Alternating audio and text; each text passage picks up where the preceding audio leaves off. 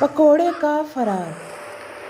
رمضان کا مہینہ تھا اور مغرب کی اذان ہونے میں کچھ ہی وقت باقی تھا۔ اماں نے گرم گرم پکوڑے تل کر دسترخوان پر رکھے تھے۔ پورے کچن میں بیسن، آلو، پالک اور مسالوں کی خوشبو پھیلی ہوئی تھی۔ سب گھر والے بے چینی سے افطار کا انتظار کر رہے تھے اور میز پر رکھے پکوڑوں کی طرف بار بار للچائی نظروں سے دیکھ رہے تھے۔ لیکن ان پکوڑوں میں سے ایک پکوڑا جو باقی سب سے زیادہ گول مٹول اور کرارا تھا، دل ہی دل میں کچھ اور ہی سوچ رہا تھا۔ وہ بری طرح گھبرا گیا تھا کیونکہ سب اسے بہت شوق سے دیکھ رہے تھے۔ میں نے سنا ہے کہ جیسے ہی اذان ہوگی سب ہم پر ٹوٹ پڑیں گے۔ مجھے کچھ کرنا ہوگا، پکوڑے نے خود سے کہا۔ جیسے ہی اماں نے سب کو پانی کے گلاس پکڑائے، پکوڑا موقع دیکھ کر پلیٹ سے اچھل کر نیچے گر گیا۔ کوئی اسے دیکھ نہ سکا کیونکہ سب کے ہاتھ دعا کے لیے اٹھ چکے تھے۔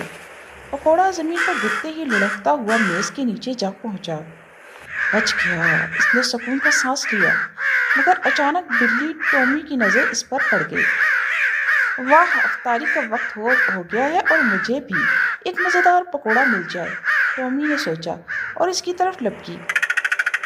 پکوڑا فوراً وہاں سے لڑک کر دروازے کے نیچے سے باہر نکل گیا اور صحن میں جا پہنچا، مگر وہاں چوہا چنو پہلے سے موجود تھا۔ ارے ارے، یہ کیا چیز لڑکتی ہوئی آ رہی ہے؟ یہ تو بہت مزیدار لگ رہا ہے۔ چنو خوش ہو گیا اور پکوڑے کی طرف دوڑا۔ پکوڑا جان بچانے کے لیے اور تیزی سے لڑکنے لگا اور آخرکار ایک گملے کے پیچھے جا چھپا۔ وہ بے حد تھک چکا تھا لیکن خوش تھا کہ اس نے خود کو بچا لیا۔ اب میں آزاد ہوں، کوئی مجھے نہیں کھا سکتا، وہ خوشی سے بولا۔ لیکن ابھی اس نے سکون کا سانس لیا ہی تھا کہ اچانک اماں کی نظر اس پر پڑی تو وہ ابھی اس کی طرف حیرت سے دیکھ ہی رہی تھی کہ یہ پکوڑا یہاں کیسے پہنچا۔ اچانک کہیں سے کوّا آیا اور پکوڑا منہ میں دبا کر اڑ گیا۔